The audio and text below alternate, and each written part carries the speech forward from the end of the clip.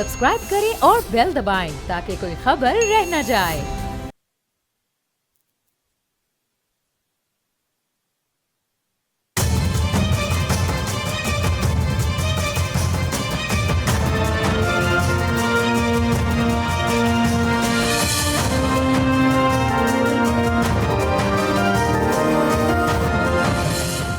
अस्सलाम वालेकुम, आप देख रहे हैं बोल्ड रिपोर्ट्स और मैं हूं बतूल राजपूत। अमेरिका, इजराइल और ईरान की जंग एक एक्सटेंडेड वर्जन में जा चुकी है और इस बात को एनालाइज करना बहुत मुश्किल होता जा रहा है वक्त के साथ साथ कि किसका स्टांस ज़्यादा हार्ड है। इसी पे तफसील से बात करेंगे। मेरे साथ मौजूद हैं कमोडोर खालिद चिश्ती साहब, डिफेंस एनालिस्ट हैं। मंसूर जाफ़र साहब मुझे ज्वाइन करें, मिडल ईस्ट के अफेयर्स पे एक्सपर्ट हैं और बहुत ज़बरदस्त तज्ज़िया करते हैं। मंसूर साहब, मैं आपसे शुरू करूँगी।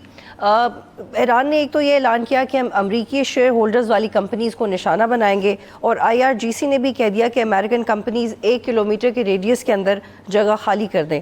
क्या आपको लगता है कि गल्फ़ के वाटर प्लांट्स पे भी अटैक होगा?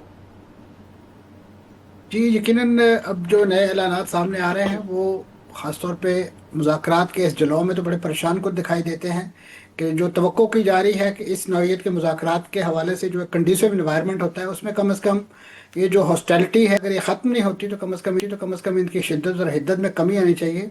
लेकिन यहाँ पे तो द अदर वे राउंड है और ये मैं समझता हूँ जो लोग इस वक्त मुज़ाकरात के हवाले से फैसिलिटेटर हैं, इंटरलोकेटर का किरदार अदा करने के लिए इस्लामाबाद की कैपिटल में अगले 2 रोज़ के लिए जमा हो रहे हैं, ये उनके लिए बहुत बड़ी आजमाइश है और बिलखुसूस पाकिस्तान के लिए, क्योंकि पाकिस्तान बीइंग द होस्ट और ख़ास तौर पे इस पूरे इशू को जिस तरीके से स्पीयर हेड कर रहा है उसके लिए यानी बहुत मुश्किल हो जाएगा मुज़ाकरात को ख़ास तौर पे किसी ऐसी नहज पे ले जाना, क्योंकि इससे पहले जो पहला मरहला ख़ास तौर पे जो एक्सचेंज ऑफ मैसेजेस या ख़ास तौर पे जो डिमांड्स की गई हैं, इसराइल की जो 15 डिमांड्स ईरान से हैं और फिर ईरान का जो जवाब है 5 उन्होंने कंसाइज अंदाज में जो अपनी डिमांड्स दी हैं, तो वो जितनी हाई सीलिंग उनमें आइडेंटिफाई हुई है उसे देखते हुए और ज़मीन पर ये जो इस वक्त हॉस्टैलिटीज़ का एक सिलसिला जारी है और उसमें आए रोज़ नए जो टारगेट्स हैं वो आइडेंटिफाई हो रहे हैं, ये बड़ी परेशान कुन बात है। मैं समझता हूँ कि इस वक्त जो इब्तदाई ज़रूरत है इस वक्त ख़ास तौर पे मुज़ाकरात को मानी खेज बनाने के लिए वो कम से कम एक ट्रूस का ऐलान है और बिलखुसूस अमेरिका और इसराइल की तरफ से, क्योंकि उन्होंने तो एक दिन के लिए भी अपनी हॉस्टिलिटी जो है वो बंद नहीं की है। अब इस मुज़ाकरात का खुद ही बात करके उसके लिए ज़मीन हमवार करके उसके साथ साथ आपने मिलिट्री बिल्डअप अपनी पुरानी रवायत के मुताबिक जारी रखा हुआ है, तो अब ऐसे में तो मुज़ाकरातकारों के लिए एक उनकी रूह के लिए बहुत सदमा और यानी खुदा न खास्ता ऐन बीच मंझार में ये मुज़ाकरात में ही इसराइल और अमेरिका अपने उन ऐलानात को अमली जामा पहना देता है कि जिसमें उनके ग्रिड्स उड़ा दिए जाते हैं, उनकी न्यूक्स को हिट कर दिया जाता है। तो ऐसी सूरत में तो फिर इस जंग को कंटेन करना मैं समझता हूँ इन मुज़ाकरात के नतीजे में। और अब तो ख़ास तौर पे देखिए जो आइडेंटिफाई हो रहे हैं, जैसे पाकिस्तान का एक तुर्किया के साथ पैक्ट है, सऊदी अरब के साथ पैक्ट है, तुर्किया का जो है वो कतर के साथ पैक्ट है, बहरीन का जो है ओमान के साथ पैक्ट है।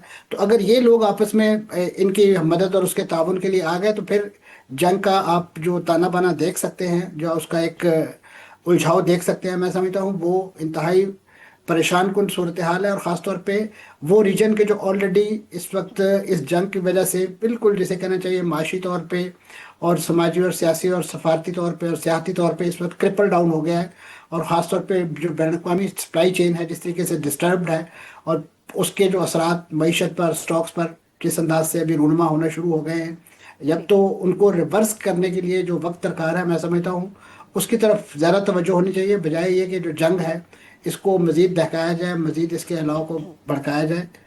ठीक है मंसूर साहब, खालिद चिश्ती साहब को शामिल करते हैं। खालिद साहब, ट्रंप ने ऐलान किया कि 10 दिन के लिए ईरान की किसी इंफ्रास्ट्रक्चर पे हमला नहीं होगा और चंद ही घंटों के बाद ईरान के 2 बड़े स्टील प्लांट्स को टारगेट किया जाता है, एक न्यूक्लियर साइट को टारगेट किया जाता है। और अभी मंसूर साहब भी कह रहे थे कि एक ऐसे माहिदे की ज़रूरत है कि एटलीस्ट इसराइल और अमेरिका कुछ देर के लिए हमले रोकें ताकि ईरान को यकीन आए कि ठीक है अब बातचीत हो सकती है, क्योंकि 2 दफ़ा ईरान के साथ ही हो चुका है कि बातचीत के दौरान अटैक्स किए गए। So what needs to be done to achieve this halt? जी बहुत शुक्रिया मिस बतूल, आपने इनवाइट किया। देखिए मेरा ख्याल है अमेरिका ने कोई एहसान नहीं किया ईरान पर, क्योंकि जिस लेवल पर एस्केलेशन हो रही है और खास तौर पर इजराइल जिस तरह चाहता है बीइंग अ शो स्पॉइलर, वो तमाम के तमाम अंडरमाइन करना चाहता है मुज़ाकरात को, کیونکہ اس وقت صرف اسرائیل کی انٹرسٹ نہیں ہے کہ یہ جنگ رکے، کیونکہ وہ چاہتا ہے کہ اس جنگ کے غاب میں ایران کی physical material building military headquarters command and control اس حد تک ڈسٹرکشن کر دی جائے کہ اگر کسی طرح وہ اپنی شرائط یہ منوا بھی لے کہ اس پر سینکشنز لفٹ کر دی جائیں تو وہ آنے والے کئی دہائیوں تک اپنی اسٹیبلٹی جو ہے اس کو ریسٹور کرنے میں لگا دے، ایک بیسک ورکنگ کہہ لیں ایک فنکشنل ہونے میں ایران اتنا ٹائم لے لے کہ 20-30 سال تک پیچھے چلا جائے تاکہ وہ اپنے میزائل ٹیکنالوجی اور نیوکلیر پروگرام کو ایڈریس نہ کر سکے۔ تو آپ نے دیکھا ہوگا کہ میں احسان اس لیے کہا تھا کہ انہوں نے کوئی اتنی فیور نہیں کیا ہے، اس لیے کہ ایران نے بہت پوٹنٹ قسم کی تھریٹ پیش کی تھی جب انہوں نے یہ کہا تھا کہ جو بجلی گھر ہیں along the coast جو GCC کے ہیں، یہ ساری پہاڑی علاقوں میں اپوزٹ ٹو اسٹیٹ آف ہورموز، وہاں پہ تقریباً 815 واٹر ڈیسیلینیشن پلانٹس ہیں مڈل ایسٹ کے GCC کے، تو 815 میں سے اگر وہ چند بجلی گھروں کو جو ان کو بجلی دیتے ہیں جس کی وجہ سے پانی ریفائن ہوتا ہے اور ہیومن یوز کے لیے فٹ کیا جاتا ہے اور پھر پمپ کیا جاتا ہے پورے ملک میں، تقریباً 10 کروڑ کی آبادی ہے پورے مڈل ایسٹ کی، تو وہاں اگر وہ پانی کی سپلائی روک دے تو کتنے ہیوک کریٹ ہوگی۔ تو ایران کی اس تھریٹ کے بعد آپ نے دیکھا ہوگا کہ امریکہ نے اسرائیل کو بھی کہا تھا کہ وہ پاور سٹیشنز پر خاص طور پہ حملہ نہ کرے، کیونکہ پاور سٹیشن ایران میں تو سمپل بجلی جائے گی لیکن مڈل ایسٹ میں اور GCC کے ملکوں کے درمیان پانی کی سپلائی بند ہو جائے گی، اور سب سے خطرناک صورتحال یہ ہے کہ ان کی پانی کی سپلائی بہت ڈیپینڈنٹ ہے واٹر ڈیسیلینیشن پلانٹ پر، کیونکہ تقریباً 85% جو ہے وہ عمان کی ڈیپینڈنٹ ہے، 90% کویت کی ڈیپینڈنٹ ہے، 70% سعودی عرب کی ڈیپینڈنٹ ہے، صرف UAE بہتر پوزیشن میں ہے، اس کی 40% ڈیپینڈنسی واٹر ڈیسیلینیشن پلانٹ پر ہے، دوسرا اس کے پاس سٹوریج سب سے زیادہ تقریباً 40 دن کی ہے، جبکہ مڈل ایسٹ کے باقی تمام ممالک کے پاس جو واٹر سٹوریج کیپیبلٹی صرف 4 سے 7 دن کے درمیان ہے۔ تو آپ اندازہ لگائیے کہ کتنی خطرناک صورتحال ہوگی، اور یہ عرب ملکوں نے بھی امریکہ کے صدر کو یہ کہا ہوگا ڈیفینیٹلی کہ ہمارے اگر پاور سٹیشنز پر حملے ہو گئے تو ظاہر ہے ایک ایوری ڈے لائف اتنی کلیپس کرے گی کہ کیوس مچ جائے گا۔ تو آئی تھنک وہ وجہ ہے جو ایران کو obviously ایک بہتر ایک آفر کی جا رہی ہے کہ 10 دن تک نہیں کریں گے تاکہ ایران ریفرین کرے اس طرح کے اٹیکس۔ ٹھیک ہے خالد صاحب، یہ بھی بتائیے گا کہ حوثی فیکٹر کتنا اہم ہے، کیونکہ کل پہلی بار یمن سے اسرائیل پہ میزائل مارے گئے ہیں اور ان کے ترجمان نے کہا کہ ہماری بھی انگلیاں ٹریگر پر ہیں، اگر وہ باقاعدہ شامل ہوتے ہیں تو جنگ کس سمجھ جائے گی؟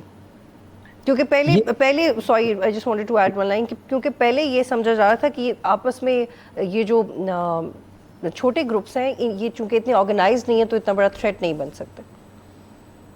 دیکھیے انٹرنیشنل جب بھی نیگوسیشن اس طرح کی جنگ یا کانفلکٹ میں ہوتی ہے اس میں ایک بڑا ایلیمنٹ ہوتا ہے، دونوں سائڈیں چاہتی ہیں کہ بہتر سے بہتر بارگین ملے اور اس کے لیے وہ بائی ڈیزائن ایسکیلیٹ بھی کرتی ہیں تاکہ ڈی ایسکلیشن کے وقت ایک بہتر پوزیشن لے سکیں جب نیگوسیشن ٹیبل پر بیٹھیں۔ اسی لیے آپ نے دیکھا کہ ایران یہ ڈکلیئر ہی نہیں کر رہا یا آفیشلی مان ہی نہیں رہا کہ ہم کسی طرح مذاکرات کے لیے تیار ہیں، کیونکہ وہ اپنا کانفیڈنس ریزونیٹ کر رہا ہے کہ میں جتنی ہٹ یا برداشت کر رہا ہوں ڈسٹرکشن یہ ود ان لمٹ ہے میرے لیے ابھی تک، اور آپ نے وہ ایسی کوئی تھریش ہولڈ نہیں کراس کی ابھی میری ٹالرنس کی۔ امریکہ اور اسرائیل کو میسج دے رہا ہے کہ میں گھٹنے ٹیکنے پر مجبور ہو جاؤں یا کمپرومائز کر لوں، تو یہ ایک شو آف اسٹرینتھ ہوتی ہے۔ جب اس طرح کی شو آف اسٹرینتھ ہوتی ہے تو پھر آپ کی کنڈیشن بھی اتنی سخت ہوتی ہیں تاکہ آپ یہ کہہ سکیں کہ میرا تو کمپرومائز کرنے کا ذہن ہی نہیں ہے، لیکن اور نے بھی اتنی سخت شرائط رکھی ہیں، لیکن یہ شخص شرائط جو ہیں وہ مجھے کوئی اتنی مایوس نہیں کر رہی کہ یہ ہوگا نہیں یا نان سٹارٹر ہے یا نو گو ہو گیا ہے یہ سارا ڈومین، ایسا نہیں ہے۔ یہ شرائط بھی نارمل ہے میرے حساب سے، یہ کنڈیشن بھی ٹف ہے، یہ جو ایسکلیٹ ہے یہ بھی میری نظر میں نارمل ہے، کیونکہ دونوں سائڈیں اپنا اپنا فیوریبل انوائرمنٹ بنانے کے لیے سارا کچھ کر رہی ہیں تاکہ جب میز پر بیٹھیں تو کمپرومائزز کرتے وقت اس تھریش ہولڈ پر آ کر رکے جو ان کے لیے بیئر منیمم ہے۔ تو آئی تھنک بائی ڈیزائن ہو رہا ہے، جو ہوتیز کا ایلیمنٹ بھی ڈالا ہے، یہ پریشر ماؤنٹ کیا جا رہا ہے امریکہ پر اور اسرائیل پر کہ مذاکرات آپ نہیں کریں گے تو آپ ایک نئی ڈائمنشن کھول رہے ہیں، جس طرح امریکہ کر رہا ہے کہ 182 بریگیڈ کو ہم 82 بریگیڈ کو بھیج رہے ہیں، ایئر بورن بریگیڈ کو، وہ ایسکلیشن کی ایک پوسچرنگ ہوتی ہے، اسی کے کاؤنٹر میرا خیال ایران نے یہ کیا۔ منصور صاحب، اسٹریٹ آف بندب کو بھی بند کرنے کی دھمکی دی جا رہی ہے، یمن کے پاس ایک چوک پوائنٹ ہے جو گزرتا ہے، سالانہ تقریباً $1 ٹریلین سے زائد کی تجارت یہاں سے ہوتی ہے، اس کو اگر بند کیا جائے کیا ایسا ایکچولی ہو سکتا ہے، اور ایران میں اتنی صلاحیت ہے، اور کیا اس میں حوثی مدد کر سکتے ہیں؟ جی یقیناً یہ جو ٹیریٹوریل جورسڈکشن تو یہ حوثیوں کی بنتی ہے، اور ماضی میں انہوں نے اس کے حوالے سے کچھ ایفرٹس کی بھی ہیں، اور خاص طور پہ وہاں امریکن اور برٹش شپس جو ہیں ان کو ٹورپیڈو بھی کیا ہے، نقصان بھی پہنچایا ہے، اور یہ ایک لحاظ سے میں سمجھتا ہوں اس وقت ابنائے ہرمز کی بندش کے بعد جو متبادل روٹس کی باتیں سنائی دے رہی ہیں، جس میں خاص طور پہ بحیرہ احمر کو استعمال کرتے ہوئے ابنائے یہ جو باب المنبر ہے اس کی بات کی جا رہی ہے، تو ایسی صورت میں کہ جب حوثی خود ایکٹیویٹ ہوئے ہیں اور انہوں نے اسرائیل کو جو ہے وہ اپنے نشانے پہ رکھا ہے، اور اسرائیل نے خود اس کی تصدیق بھی کی ہے کہ ان کی طرف سے میزائل جو ہے وہ داغا گیا ہے اور وہ اسرائیل تک پہنچا بھی ہے، اور ماضی میں بھی جو غزہ کی جنگ کے موقع پہ بھی جو میزائل یہاں سے داغے گئے ہیں ان کو ان کے انٹرسیپٹر جو ہے وہ نہیں روک سکے اور انہوں نے کافی تباہی پہنچائی تھی۔ اس انٹری سے ایک چیز ثابت ہوتی ہے، جو 5 نکات اس وقت ایران کی طرف سے پیش کیے گئے ہیں اپنی شرائط، اس میں ایک اہم نقطہ یہ بھی ہے کہ ایران نہیں چاہتا کہ ان کے جو علاقائی الائز ہیں یا ان کے جو ایک لحاظ سے جنہیں دنیا پراکسیز کہتی ہے، چاہے وہ حزب اللہ ہے یا حوثی ہیں، ان کے خلاف جو اس وقت عالمی طاقتوں نے جنگ جاری شروع کر رکھی ہے، بالخصوص اسرائیل اور امریکہ نے مل کر، اس جنگ کو بھی بند کیا جائے، یہ ایک اہم نقطہ ہے۔ تو لہٰذا اب آپ کو یہ جو پورا وار فرنٹ ہے اس کی ایک لینتھ اینڈ بریڈتھ جو ہے وہ اوپن ہوتے ہوئے دکھائی دے رہی ہے۔ اس وقت جو جنوبی لبنان کے علاقے سے جو شمالی اسرائیل پر حملے ہو رہے ہیں، اس کی جو چیخیں ہیں، جو چیخ پکار ہے، وہ آپ نے اپنی ٹی وی سکرینز پر، سوشل میڈیا پہ دیکھی ہوگی کہ وہاں کے جو میئرز ہیں، خاص طور پہ اسرائیلی میئرز، وہ ان شہروں کے شور کرتے ہوئے دکھائی دے رہے ہیں، وہاں میڈیا کے سامنے واویلا کر رہے ہیں کہ ہمیں تو ایسا لگ رہا ہے کہ اسرائیل جو ہے وہ حزب اللہ کو نہیں ہمیں مار رہا ہے، کیونکہ ہم اس وقت براہ راست نشانے پر ہیں اس تمام۔ اور اسی طریقے سے اگر یہ فرنٹ بھی اسی طریقے سے ایکٹیولی گرم ہو جاتا ہے، بہت زیادہ یہاں سے اٹیک شروع ہو جاتے ہیں، تو ایک جیسے کموڈور صاحب فرما رہے تھے کہ ایک دباؤ کی کیفیت جو ہے وہ بہت بڑھ جائے گی، اور اس وقت یہی دباؤ جو ہے جو داخلی طور پہ امریکہ کے صدر ڈونلڈ ٹرمپ کو اپنے ہاں اور ان کے جو لاڈلے نیتن یاہو کو اس وقت اپنے ہاں درپیش ہے، خاص طور پہ ان کا جو اس وقت عسکری ایک جو سٹاک ٹیکنگ اس وقت مختلف رپورٹس میں کی جا رہی ہے کہ کس انداز سے ان کے ریزرو فورسز جو ہیں وہ کم ہیں، ان کے جو ہیومن ریسورسز ہیں وہ گھٹتے جا رہے ہیں، پھر اس طریقے سے جو ریزروسٹ کی رپورٹنگ ریشو جو ہے وہ جس طریقے سے ڈکلائن ہو رہی ہے، تو انہیں مختلف محاذ، کیونکہ ایٹ اے ٹائم کئی محاذ تو انہوں نے کھول رکھے ہیں، تو ایسی صورت میں وہ جو افرادی قوت اور جو سب سے بڑھ کر فوجی جو آپ کہہ لیجئے ماحول کے اندر یا جو معاملات کے اندر جو فٹیگ کا عنصر ہے، کیونکہ انہوں نے ان کو اس قدر انگیج کر رکھا ہے مختلف محاذوں پہ، داخلی اور خارجی جگہوں پہ، کہ وہ اس وقت جنگ لڑنے کے قابل ہی نہیں ہے۔ تو ایسی صورت میں وہ دلی خواہش ہے، بیک اینڈ پہ اٹموسٹ کوششیں جاری ہیں نیتن یاہو کی بذریعہ امریکہ کے کسی طریقے سے مذاکرات جو ہے وہ شروع کیے جائیں، تاکہ جنگ بندی کے حوالے سے یا اس جنگ کو کسی طریقے سے سمیٹنے کے لیے کوئی اقدامات کیے جا سکیں۔ تو اب یہ جو مسل فلیکسنگ اس وقت دکھائی دے رہی ہے، چاہے وہ امریکہ کی ہے، اسرائیل کی ہے اور ساتھ ساتھ ایران کی ہے، ان تمام کا منتہا اور مقصود یہی ہے۔ ہم یقیناً اس وقت جس تھریش ہولڈ پہ کھڑے ہیں بالخصوص مذاکرات کے حوالے سے، ایک دعا بھی کی جا سکتی ہے، امید بھی کی جا سکتی ہے کہ اس سے کوئی معاملات جو ہیں وہ سلجھاؤ کی طرف جائیں۔ ٹھیک ہے، خالد صاحب آپ سے میں آخری سوال کر رہی ہوں، ترکی، سعودی عرب اور مصر کے وزرائے خارجہ کل اسلام آباد آ رہے ہیں، یہ میڈیشن کیسی ہوگی؟ کیا کوئی بریک تھرو ہم ایکسپیکٹ کر سکتے ہیں؟ دیکھیے، ایک تو پہلی بات تو یہ ان کا آنا ہی خوش آئند ہے، کیونکہ پاکستان کو اس قابل سمجھا جائے کہ ایک ایلیمنٹ آف ٹرسٹ اور ایک کامن گراؤنڈ ڈھونڈنے میں اگر پاکستان کامیاب ہو گیا ہے، اور میں نے کل بھی کچھ چینلز پہ یہی عرض کیا تھا کہ اگر مذاکرات ہوتے ہیں اور پاکستان کا کچھ رول ہو جاتا ہے اور اس طرح کے تمام ریپرزینٹیٹیو اور فریق سارے اسلام آباد آ جاتے ہیں، تو چاہے ہم دعا گو ہوں گے کہ یہ مذاکرات کامیاب ہوں، لیکن پاکستان کا ایک ہوسٹنگ کے لیول تک چلے جانا ہی بہت بڑی اچیومنٹ ہوگی۔ یہ آپ کی کریڈیبلٹی شو کرتا ہے، آپ پیس میکر کے طور پہ جائیں گے، آپ ایک سٹیبلائزنگ فورس کے طور پر جائیں گے۔ میں آپ کے چینل کے توسط سے ایک چھوٹی سی بات ایڈ کرنا چاہتا ہوں کہ کل جے شنکر نے کہا کہ جی پاکستان کو، انہوں نے عجیب سا لفظ استعمال کیا، شاید چینل پہ میں استعمال بھی نہیں کرنا چاہوں گا، انہوں نے تو پبلک میں کہا اور اپنے اوپن کہا اتنی رسپانسبل جگہ پر۔ تو میں نے ریسرچ کیا تو جنوری 2025 میں انہوں نے ایک عجیب سا بیان دیا تھا، ذرا کوریلیٹ کیجئے گا کیا کہتے ہیں، اور وہ میں آپ کو اگر کہیں گی تو بھجوا بھی دیں گا، اسکرین پہ چلا دیجیے گا۔ انہوں نے 1.25 سال پہلے یہ کہا کہ انڈیا دنیا میں ایک واحد ملک ہے جو یوکرین اور روس کے درمیان بات کر سکتا ہے، اور انڈیا وہ واحد ملک ہے جو اسرائیل اور ایران کے درمیان بات کر سکتا ہے۔ یہ پچھلے سال جنوری 2025 میں جب ایران کا کانفلکٹ یا لڑائی نہیں ہوئی تھی، اس وقت انہوں نے یہ انڈین فارن منسٹر نے، یہی فارن منسٹر جنہوں نے کہا تھا۔ مجھے نہیں سمجھ آتی اگر انڈیا موسٹ ریلیونٹ ہے 2025 جنوری میں کہ آئیڈیل ملک ہے جو بٹھا سکتا ہے یوکرین روس کو اور ایران اسرائیل کو، تو آج پاکستان میں کیا مسئلہ ہے کہ پاکستان کیوں نہیں بٹھا سکتا صرف ایران اور obviously امریکہ کو؟ تو یہ ڈائیورجنٹ آئی تھاٹ آپ کے ویورز کو پتہ ہونی چاہیے کہ یہ وہی ہے، صرف یہ کیونکہ پاکستان ریلیونٹ ہو رہا ہے اس سے میں لنک کر رہا ہوں۔ पाकिस्तान की एक एक्नॉलेजमेंट हुई है ग्लोबली, पाकिस्तान को एक क्रेडिबल पार्टनर मान रही हैं सारी साइडें, तमाम फरीक। तो जी ये जी, बड़ा बहुत शुक्रिया, वेल सेड पॉइंट, बहुत शुक्रिया आप दोनों का ज्वाइन करने के लिए। यहाँ पे एक ब्रेक लेते हैं, फिर कंटिन्यू करेंगे।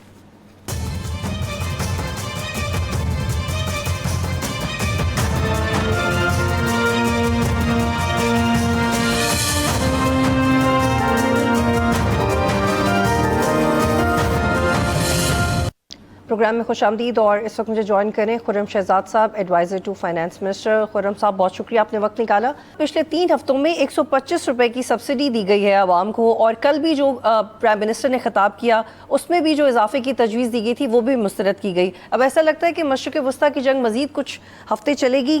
क्या सब्सिडी दी जाएगी और आवाम को कैसे बचाएंगे इस बोझ से आप?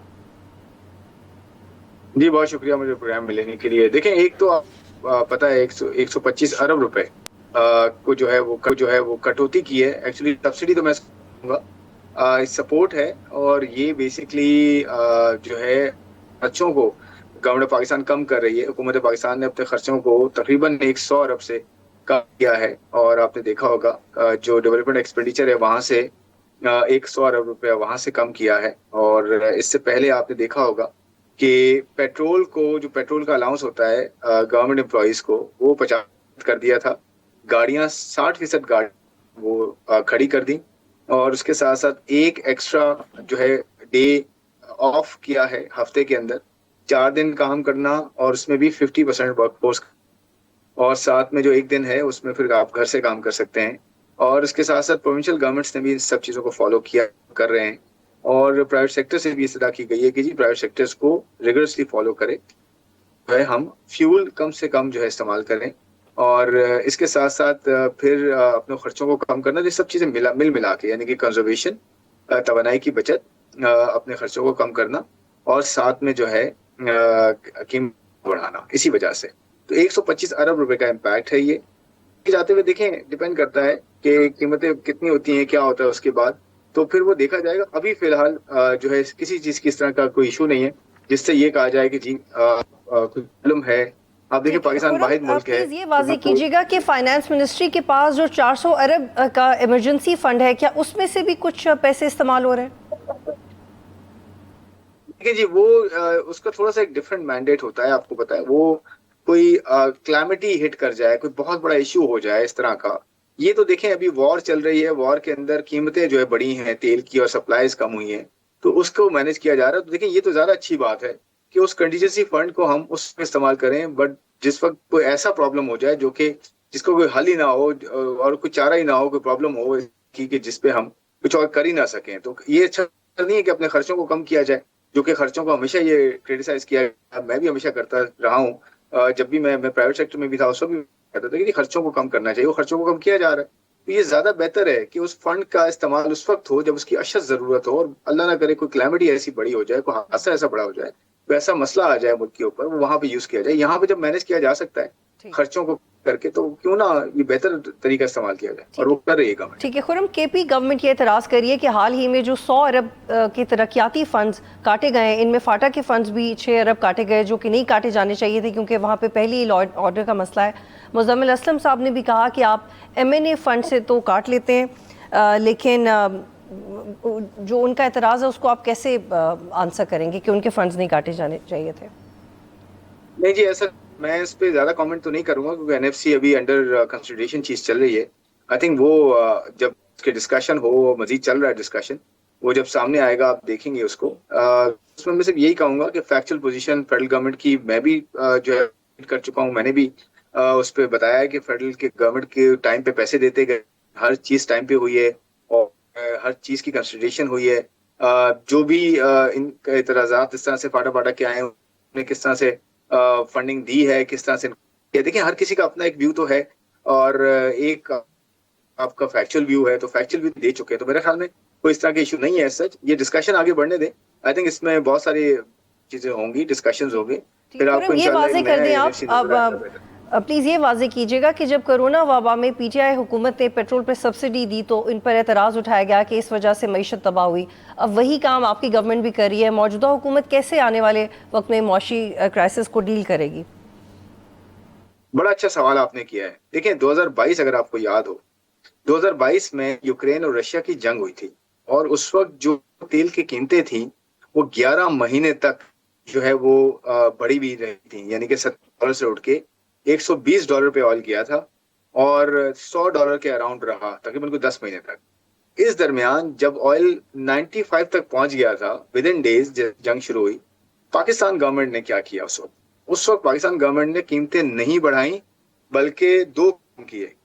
कर्जे हमने ज्यादा बढ़ाए थे उस वक्त, कर्जे लिए और उसे सब्सिडी में दे दिया, खर्चे कम नहीं किए थे अपने।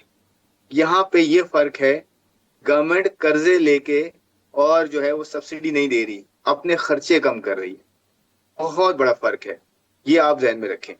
दूसरी बात ये है, उस वक्त जो तेल की कीमतें थी और जो तेल की अवेलेबिलिटी थी वो इस तरह से नहीं थी जिस तरह से आज तेल की अवेलेबिलिटी बिल्कुल गई है, पूरी दुनिया उसके जो है वो लपेटे में आ गई है। तो ये बहुत बड़ा फर्क है कि कर्ज सब्सिडी देना, अपने खर्चों को कम ना करना, और दूसरी बात अपने ऊपर कदगन लगाना, अपने जो है वो 50% फ्यूल कम करना, गाड़ियां ग्राउंड कर देना, वर्क फ्रॉम होम करना, एक दिन एक्स्ट्रा जो है वो कम कर देना, और फिर प्रोविंशियल गवर्नमेंट्स भी ये जो है कर रही है, फॉलो कर रही है। तो ये सब चीजें ना उस वक्त नहीं हुई थी। और तीसरी बात, IMF ने उस वक्त अपना कर्जा रोक लिया था, अपनी असेसमेंट रोक ली थी। आज की खबर आप देख लें, IMF ने रिव्यू जो है वो क्लियर करके आपके साथ अग्रीमेंट कर दिया स्टाफ लेवल का। तो अगर ऐसा होता तो IMF हट जाता, अगर गलत काम हो रहा होता, क्योंकि लास्ट टाइम यही होता तो IMF पीछे हट जाता, जिसके वजह से हम डिफॉल्ट में चले गए थे। आज बिल्कुल ऐसी पोजीशन है कि हमारे पंप पे कोई लाइनें नहीं है, कोई यहाँ पे वाहिद मुल्क है पाकिस्तान का कि जिसके पास रिसोर्सेज कम होने के बावजूद भी उसने इस क्राइसिस को मैनेज किया हुआ है। उस वक्त ये मैनेज नहीं हुआ था। तो बहुत सारी ऐसी चीजें हैं जो कि बहुत फर्क है दो डिफरेंट सिनेरियोज में। ठीक है खुर्रम साहब, जंग के आगाज में वज़रा ने कहा था कि 1 माह का पेट्रोल और डीजल का स्टॉक मौजूद है। आज जंग शुरू हुए 1 माह हो गया है, क्या आने वाले दिनों में कोई बहरानी सूरत हाल हो सकती है? जी अल्हम्दुलिल्लाह, हमारे पास तो एक्चुअली स्टॉक अब इम्प्रूव होता जा रहा है। पहले मिनिमम 20 दिन का रखा हुआ था, आज भी मिनिमम 20 दिन है, फिर 24 दिन का जो है स्टॉक था हमारे पास वो 28 दिन का हो गया है, और ये मजीद बढ़ता जा रहा है। इंशाल्लाह आप देखेंगे आने वाले दिनों में। मार्च हुआ, अप्रैल भी सिक्योर हो गया है, अब आगे की हम बात कर रहे हैं। तो हमारे पास अच्छे है कि जो क्रूड है, क्रूड ऑयल, खाम तेल, ये आता जा रहा है हमारे अच्छे रिलेशंस की वजह से। और आप देखें कि इस गवर्नमेंट की लीडरशिप का एक बहुत अच्छी चीज ये हुई है कि सालसी का रोल जो है सब पूरी दुनिया में सामने नजर आया पाकिस्तान का। तो ये बहुत बड़ी एक पाकिस्तान के लिए जो है ना एक शिफ्ट है इमेज में, अल्हम्दुलिल्लाह दोबारा से। ये आप भी रिकॉग्नाइज करेंगी कि पाकिस्तान जो है पूरी दुनिया में इतने बड़े क्राइसिस को जो है वो सालसी के थ्रू जो है। और खुर्रम साहब, आज भी 2 जहाज गुजरे स्ट्रेट ऑफ हॉर्मज से, और पहले भी पाकिस्तान के झंडे वाले जहाज गुजरते रहे, तो जिसकी वजह से हम ये समझ सकते हैं कि खुदा न खास्ता पाकिस्तान में कोई क्राइसिस नहीं होगा। नहीं तो अभी तक देखे ना आप, अभी तक क्राइसिस नजर आया है आपको? कितना बड़ा प्रॉब्लम हो जाए। अब तो चीजें सेटलमेंट की तरफ जा रही है। जो क्राइसिस के डेज थे वो तो जा चुके हैं अल्हम्दुलिल्लाह। क्योंकि देखें आपको जो 26 दिन में नजर आया है वो आप देखें ना कितना आपकी ऑयल प्राइसेस ऊपर नीचे हुई हैं, लेकिन गवर्नमेंट पाकिस्तान से प्रोएक्टिवली मैनेज किया है। आप देखें, आपको नजर आया कोई एक पेट्रोल पंप, मुझे बताएं 12,000 पेट्रोल पंप है पाकिस्तान में, किसी एक पेट्रोल पंप पे कोई ऐसी बात हुई है जहाँ पे आपको लगा हो कि जी लाइनें लग गई? इंडिया में LPG 90% यूज होता है, ये चूल्हे जलते हैं उससे, वो सी रूट के थ्रू आती है सारी, वो बंद हुई हुई थी। ठीक है खुर्रम साहब, बस प्रिसाइजली 2 आपसे सवाल कर दें, प्रिसाइजली जवाब दीजिएगा। बांग्लादेश में देखें क्या हुआ है, इसका में देखें क्या हुआ है, पाकिस्तान में जरा सा भी आपको भी नजर आया है कोई इस तरह का इशू? ये तो हमें रिकॉग्नाइज करना चाहिए। बिल्कुल रिकॉग्नाइज कर रहे हैं, बिल्कुल रिकॉग्नाइज कर रहे हैं इस बात को। प्रिसाइजली 2 आपसे सवाल पूछते हैं। वफाकी हुकूमत ने सूबों से तकरीबन 150 से 200 अरब रुपए तलब किए हैं, और डॉन ने भी रिपोर्ट किया कि सूबों ने कहा है कि आप कीमतें बढ़ाएं, हम सब्सिडी नहीं देंगे। तो अगर सूबों ने ताउन ना किया तो आपका प्लान बी क्या है? नहीं, देखिए वो ये है कि आप सूबों के साथ मिलके जो है वो कंट्रीब्यूट, सूबे कंट्रीब्यूट साथ करें कि जी देखें ये प्रॉब्लम है, सबके साथ प्रॉब्लम है। तो नहीं है कि फेडरल गवर्नमेंट का अलग मसला है, सूबों का अलग मसला है, मिलके होगा। तो कहीं पे अगर फाइनेंशियली सपोर्ट मिल सकती है तो बात ये एसेंस समझें इस बात की कि सूबों के साथ ये बात होती है कि जी आप भी इसमें कंट्रीब्यूट करें, इसमें कहीं फाइनेंशियली कंट्रीब्यूट करें और ऑपरेशनली कंट्रीब्यूट। तो ये मिलके हो रही है। ठीक है खुर्रम साहब, आखिरी सवाल क्या कि हुकूमत स्मार्ट लॉकडाउन की तरफ जा सकती है? نہیں جی، ابھی کوئی ضرورت نہیں ہے کسی طرح کے لاک ڈاؤن کی، نہ لاک ڈاؤن ہوگا. اسمارٹ لاک ڈاؤن کا کیا ہوتا ہے؟ مارکیٹ کے ٹائم پہ بند ہو، وہ تو ویسے بھی بند ہونی چاہیے مارکیٹ کے ٹائم پہ، اور ٹائم پہ کھلنی چاہیے.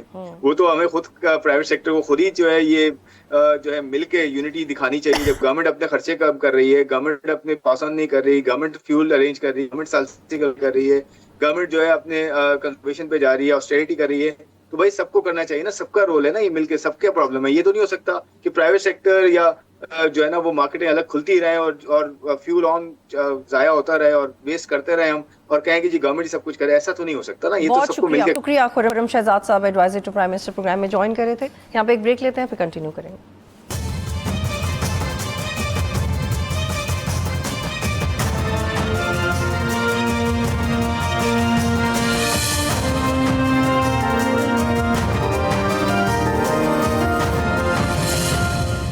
پروگرام میں خوش آمدید. اور اب ایک انتہائی اہم موضوع پہ بات کریں گے جو کہ عام طور پہ ٹی وی چینلز پہ چونکہ جنگ ایک بڑی خبر بنی ہوئی ہے اور اس کا ایک گلوبل امپیکٹ بھی ہے، اس میں کچھ ایسے موضوعات ہیں جو نارملی اس نیوز فلو کا حصہ نہیں بن پاتے، لیکن آج ہم خاص طور پہ اس کے اوپر بات کریں گے.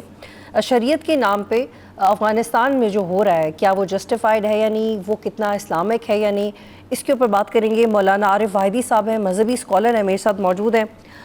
جب یو ایس پل آؤٹ ہوا افغانستان میں تو اس کے بعد یہ کہا گیا کہ جو گروپس ہیں جو جنگ لڑتے رہے امریکہ کے خلاف، وہ اکٹھے ہوں گے اور پھر ایک نظام مل کے چلائیں گے، کیونکہ جو انکلوسیولی افغانستان کے مسائل ہیں وہ افغانیوں کو خود حل کرنے ہوں گے. لیکن وہاں پہ گروپنگز بڑھتی رہیں اور جو فالٹ لائنز تھی وہ ریفل نہیں ہو سکیں، جس کی وجہ سے اب مزید کیوٹک صورتحال ہے.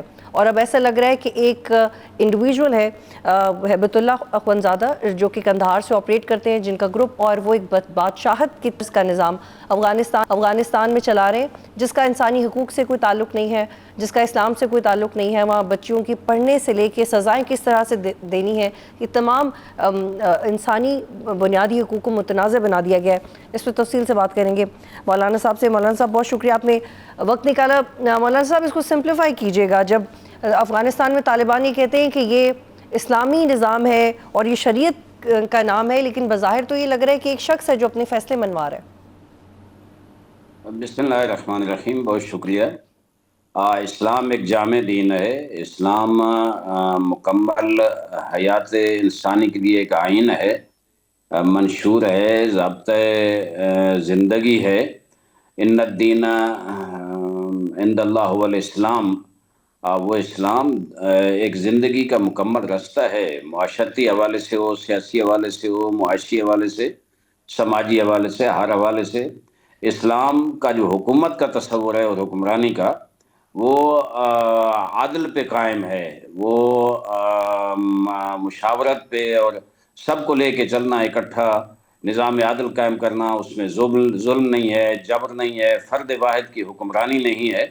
لیکن یہاں افغانستان میں جو نظام قائم ہے، میرے خیال میں کسی ادارے کی کوئی پرواہ نہیں ہے، نہ کوئی ادارے بنائے ہوئے ہیں. ایک جبر کے ساتھ قائم ہے اور خود کو خود امیر المومنین کہنا اور پھر اس انداز میں اس نظام کو چلانا جس میں عوامی رائے کی کوئی اہمیت نہیں ہے. دیکھیں، جہاں بھی اسلامی نظام دنیا میں قائم ہوتا ہے، وہاں کوئی اسمبلی کا انتخاب ہوتا ہے، وہاں کوئی ادارے ہوتے ہیں مختلف. آج جن کی رائے سے جو راہبر ہوتا ہے، جو حکمران ہوتا ہے، وہ بھی چلتا ہے.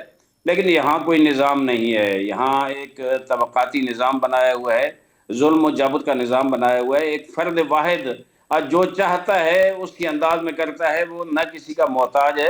حالانکہ اسلام میں النصیحۃ لأئمۃ المسلمین، مسلمان حکمران جو ہے انہیں ایک عام آدمی بھی رائے دے سکتا ہے، نصیحت کر سکتا ہے، اس پہ تنقید کر سکتا ہے اور اس کو بتا سکتا ہے کہ ہاں آپ صحیح جا رہے ہیں یا غلط جا رہے ہیں. لیکن وہاں تو اگر کوئی فرد بھی اس مولوی صاحب کے خلاف بولے تو وہ سزائے موت کا مستحق ہے. وہ اس کو جرأت نہیں ہے کہ وہ تنقید کرے، اس کو جرأت نہیں کوئی اصلاحی گفتگو کر کے ان کو نصیحت کرے، انہیں سمجھائے کہ آپ یہاں ٹھیک کر رہے ہیں یا غلط کر رہے ہیں. میرے خیال میں اس کا تطابق اور اس کی تطبیق اسلامی اصولوں کے ساتھ بالکل بھی نہیں ہوتی. مجھے تو کوئی ایک چیز بھی نظر نہیں آتی جو اسلامی اصولوں کے مطابق ہو. تمام طبقات کو ساتھ لے کر چلنا، تمام سیاسی اور مذہبی قوتوں کو ساتھ لے کے چلنا، تمام مذاہب اور تمام مسالک کو ساتھ لے کر چلنا، اور نظام وہ بنانا جس پہ پوری عوام راضی ہو، کم از کم اکثریت تو ہو اس میں. لیکن یہاں ہمیں کوئی چیز نظر نہیں آتی. ایک فرد واحد کی حکمرانی ہے اور وہ بھی اس کا پتہ نہیں ہے کہاں ہے، لوگوں کے سامنے بھی نہیں ہے. آپ کو تنہا ایک کمرے میں بیٹھ کر جو دل چاہتا ہے اس کا کرتا ہے. میرے خیال میں اس سے تو جہالت ٹپکتی ہے. یہاں کوئی ایسا نظام جس کو اسلامی حکومت کہیں ہمیں نظر نہیں آتا. جبر کی حکومت اس طرح ہوتی ہے، شہنشاہیت اس طرح ہو سکتی ہے، لیکن اسلامی نظام اور اسلامی حکومت نہیں ہے. چونکہ قرآن تو واضح طور پر کہتا ہے وَأَمْرُهُمْ شُورَىٰ بَيْنَهُمْ، کوئی مشورہ نہیں ہے کسی کے ساتھ.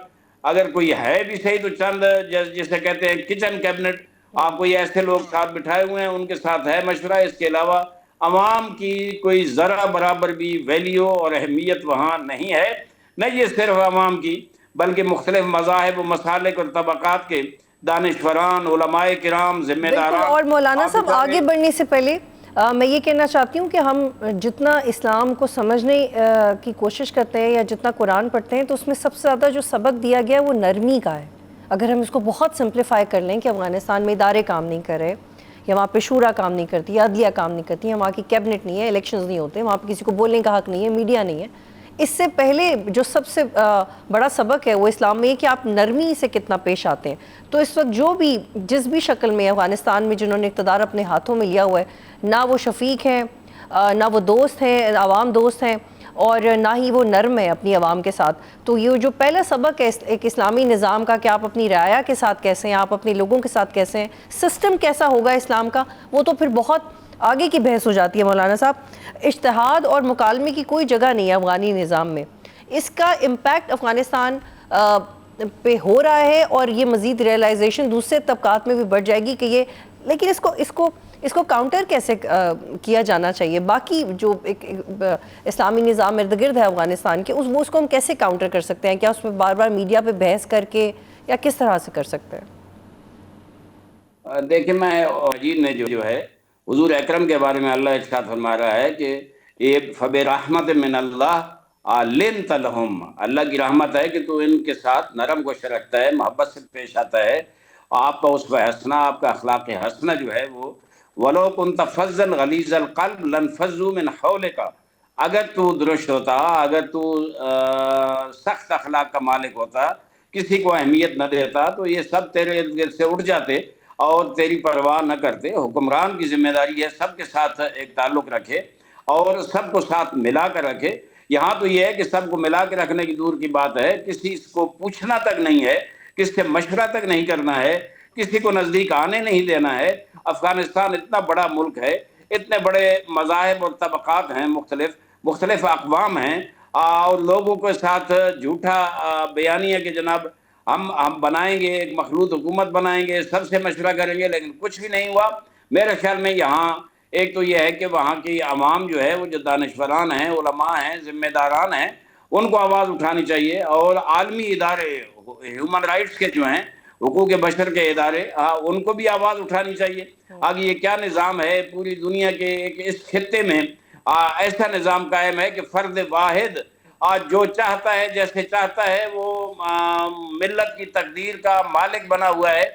وہ یہ اپنے آپ کو اس سے بھی بالا تر سمجھتا ہے کہ اسے کوئی پوچھے، اس کو کوئی مشورہ دے، اس میں کوئی مولانا صاحب تنقید اس حوالے سے بھی بتائیے گا کہ جو ایک ہی جرم کی مختلف سزائیں مقرر کی گئیں، اس کا کیا منطق ہے؟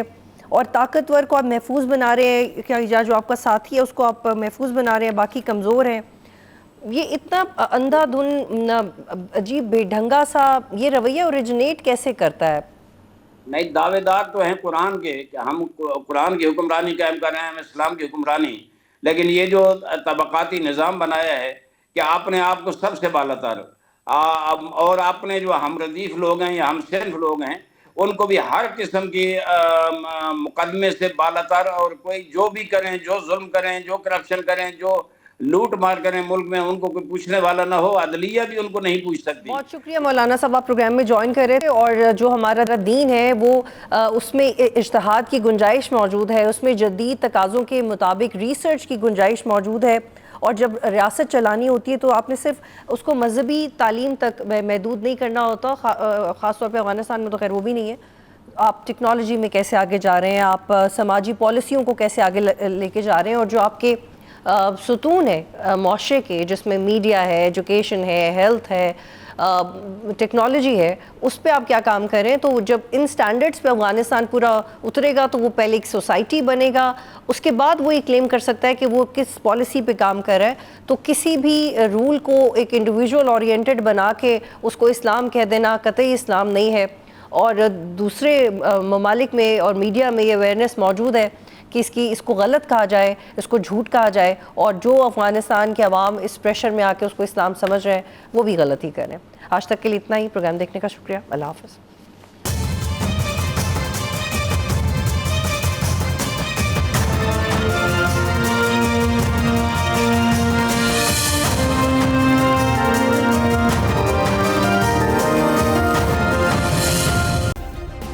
سبسکرائب کریں اور بیل دبائیں تاکہ کوئی خبر رہ نہ جائے.